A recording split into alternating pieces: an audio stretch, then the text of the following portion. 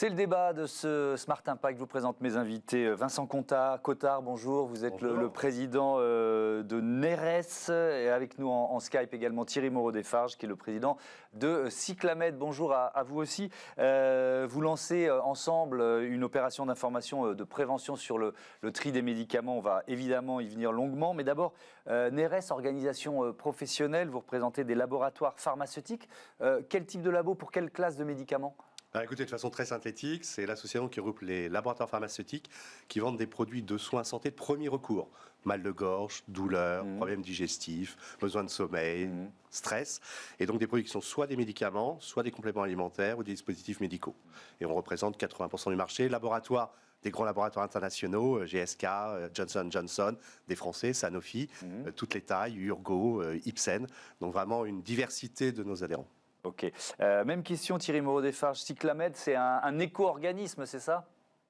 Alors Cyclamed, c'est un éco-organisme effectivement qui a été créé en 1993 par les industriels du médicament avec l'ordre des pharmaciens, la Chambre syndicale de la répartition des grossistes répartiteurs et les syndicats de pharmaciens.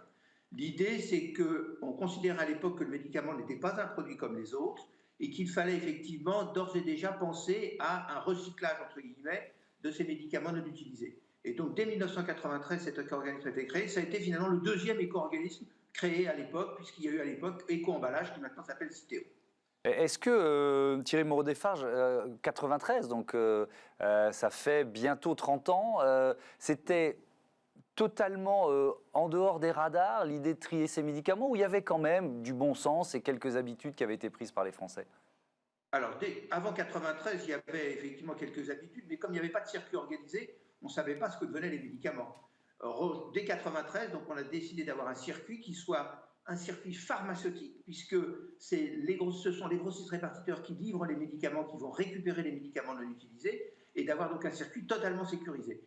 Et il faut reconnaître que dès 93, la montée en puissance s'est faite, et que le geste est, je dirais, maintenant bien acquis. Et je vous en parlerai peut-être tout à l'heure, parce qu'il s'est passé avec la crise de la Covid, où on a vu que les patients continuaient à maintenir leur activité de retour des médicaments non utilisés. Alors vous lancez donc une campagne d'information sur le tri des médicaments ensemble, hein, Vincent Cottard. Ouais. Le printemps, c'est la bonne période pour ça ? Bah écoutez, oui, c'est la bonne excuse. Ouais. Et ce qui est important, c'est qu'on a un message à la fois, comme le disait Thierry, sur la notion du tri, donc respect de l'environnement, et puis on rentrera peut-être un peu plus en détail sur comment ça va se traduire, mais aussi sur la notion de bon usage. Vous savez tous, et je suppose que vous avez une armoire à pharmacie, bien sûr, quelquefois pas toujours au bon endroit, un peu humide, des médicaments qu'on n'utilise plus, qui sont périmés, ou qu'on a utilisés, qu'on a arrêtés. C'est le moment pour mettre tout ça sur la table, de regarder et de faire le bon tri, et avec l'accompagnement notamment de Cyclamed et du pharmacien, qui est le bon endroit pour aller délivrer des produits qui sont plus utilisables ou périmés. C'est intéressant ce que vous dites, le bon endroit, ça veut dire qu'un endroit humide, mauvaise pioche. Hein. Écoutez, oui, on a aussi des conditions de production, de qualité sur nos produits, et bien entendu, si vous êtes dans un endroit très humide, sur des capsules ou sur de la poudre, c'est pas la meilleure façon de conserver ces produits. Donc c'est bien d'avoir un endroit à non porter des enfants, et puis un endroit plutôt sec. On en profite pour faire un peu de pédagogie, c'est bien.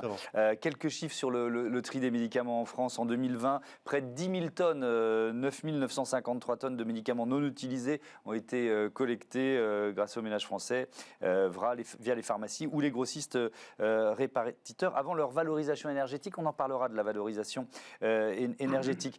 Thierry Moreau-Desfarges, quel conseil vous donnez avec cette campagne d'information ? Pourquoi elle est importante ? Alors, c'est très important, on a été très heureux de s'associer avec Neres. D'ailleurs, c'est Neres qui nous a contactés. Je remercie encore Vincent de ce partenariat. Et je crois qu'il y a plusieurs idées. Il y a une première idée qui est effectivement de faire un tri entre les médicaments et ceux qui ne sont pas des médicaments. Car l'éco-organisme Cyclamed et car les pharmaciens d'officine ne doivent récupérer aujourd'hui que les produits qui ont une autorisation de mise sur le marché. Donc les médicaments au sens strict du terme. Et comme l'évoquait il y a quelques instants Vincent, les compléments alimentaires, les dispositifs médicaux rentrent dans d'autres circuits, et notamment dans le circuit des ordures ménagères. Donc l'idée, c'est d'abord de bien expliquer aux gens cette séparation. Et puis ensuite, effectivement, de séparer les médicaments des emballages, d'abord des emballages vides et des notices, qui doivent rentrer dans la poubelle jaune, dans le tri sélectif, faire du recyclage matière, puisqu'aujourd'hui, on est véritablement dans une période où il faut véritablement prendre en compte toutes ces parties. Et puis le médicament non utilisé, eh bien, on le rapporte à l'officine pour faire de la valorisation énergétique, Nous travaillons avec une cinquantaine d'unités de valorisation énergétique sur le territoire et dans les DROM-COM, et ces unités produisent de l'électricité et de la chaleur, donc servent à chauffer et à éclairer des logements. Oui, alors ça peut être une surprise, on ne l'imagine pas forcément. Ces médicaments, c'est parce qu'ils ont une qualité particulière ou alors c'est la filière la plus intéressante pour vous en matière de recyclage après? Pourquoi ça devient de l'énergie? C'est la question que je me suis posée. Alors c'est la seule filière d'ailleurs, enfin, les textes maintenant obligent à ce que les médicaments soient valorisés énergétiquement. Et que c'est une manière de faire du recyclage, puisque ce n'est pas du recyclage matière, mais du recyclage énergétique. C'est la matière la plus sûre parce qu'aujourd'hui, lorsque vous avez par malheur mis des médicaments, par exemple, dans une poubelle d'ordures ménagères, les ordures ménagères en France ne sont pas toutes valorisées énergétiquement, ne sont pas toutes incinérées. Or, ce qui est important, c'est que ces poubelles qui sont aujourd'hui parfois fouillées par des gens qui en ont des besoins, qui peuvent engendrer des trafics, etc., eh bien, il faut que ces médicaments rentrent dans un circuit sûr et donc c'est la valorisation énergétique qui est la meilleure solution. Est-ce que Vincent Cottard, il y a une partie de ces médicaments qui sont parfois encore utilisables. Et à ce moment-là, est-ce qu'on ne les brûle pas? Est-ce qu'ils vont vers d'autres circuits? Non, pas du tout. À partir du moment où un médicament est périmé, a été utilisé, ouvert, il y a un processus à suivre, qui est de faire ce tri dont Thierry a expliqué, d'apporter ce qui reste de la partie médicament à son pharmacien qui, avec Cyclamed, va rentrer dans la partie recyclage. On est vraiment dans une notion de bon usage aussi et de sécurité. Donc la réutilisation de choses qui ont été ouvertes, qui n'ont pas été terminées, c'est absolument proscrit. Et ça ne fait pas du tout partie de notre message. Il est vraiment sur bon usage, tri, respect de l'environnement. C'est quelque chose sur laquelle on a voulu accélérer en tant qu'association depuis un an. D'où cette campagne avec Cyclamed. Alors justement, sur l'aspect respect de l'environnement, cette étude de l'Académie des sciences américaines, elle est récente, février 2022, ils ont testé un certain nombre de rivières un peu partout sur la planète. Un quart des rivières testées dans l'ensemble du globe contiennent des substances médicamenteuses à des niveaux considérés comme dangereux pour l'humain ou pour la faune et la flore, on va dire ça comme ça. Vincent Cottard, il faut rappeler que jeter un médicament à la poubelle ou dans l'évier, c'est pas anodin, quoi. Voilà.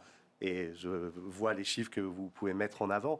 C'est l'objectif du tri. Une fois que vous avez fait le bon tri, on va éviter ce type de risque pour la planète. Et donc, ce n'est pas du tout anodin de mettre un produit au mauvais endroit. Comme le rappelait Thierry, la première étape du tri, et ça fera partie de nos 5 objectifs, 5 messages, c'est on ouvre une boîte, on met le carton, le papier dans les recyclages classiques et tout ce qui est blister aussi, et tout ce qui reste médicament, on l'emmène chez le pharmacien. Et c'est ça justement que l'on veut faire et qu'on veut éduquer la population. La France est plutôt en avance, il faut le noter, on a plus de 80% des Français qui trient leur armoire à pharmacie. Oui, donc c'est pas mal. Il y a des populations ou des régions qui sont un peu moins en avance, et notamment les jeunes. On a moins de jeunes qui trient et qui ont un geste écologique un peu plus avancé. Et donc c'est l'objectif de ce message, c'est de dire le tri, c'est d'abord le bon tri. Et mettons les produits ou les différents éléments aux bons endroits. C'est ça qui va faire la différence, parce qu'on a un outil de production qui est tout à fait respectueux de l'environnement. On a des programmes depuis un certain nombre d'années qui sont très importants sur le respect de l'environnement sociétal et économique. Mais la partie du tri, si elle est bien faite, va éviter certains dérapages, je dirais, qu'on a pu voir. Mais quels sont ça représente quoi comme risque quand on dit à des niveaux considérés comme dangereux, comme risque pour l'environnement ou même pour la santé? Écoutez, le risque d'abord, quand on dit l'environnement, c'est la terre. Vous avez une agriculture, donc il est important que le sol respecte aussi un certain nombre de critères que l'on a. Donc aujourd'hui, vous pouvez avoir, on pousse à des extrêmes, mais on l'a vu sur certaines situations avec des problèmes nucléaires ou autres, dès qu'on a un sol qui est pollué, vous avez des risques pour la société humaine. Donc c'est ça que l'on veut éviter. Alors ce ne sont pas les seuls éléments, et le médicament n'est pas le seul, ou le mauvais tri n'est pas la seule raison. Mais nous, notre travail, c'est vraiment de minimiser ce risque, puisque tout le travail est fait au niveau de nos usines.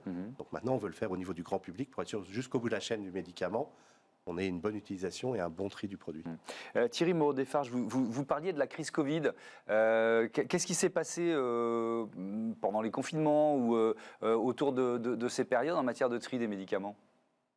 Alors peut-être juste avant de parler de la crise Covid, je voudrais revenir sur un des points que vous venez d'évoquer avec Vincent, qui est le problème effectivement du rejet dans les toilettes ou autre. Je crois qu'il est important de confirmer aujourd'hui que les Français ont bien incorporé dans leur geste de tri le fait qu'on ne mettait pas les médicaments dans les toilettes. Et aujourd'hui, c'est moins de 1% des Français qui le feraient.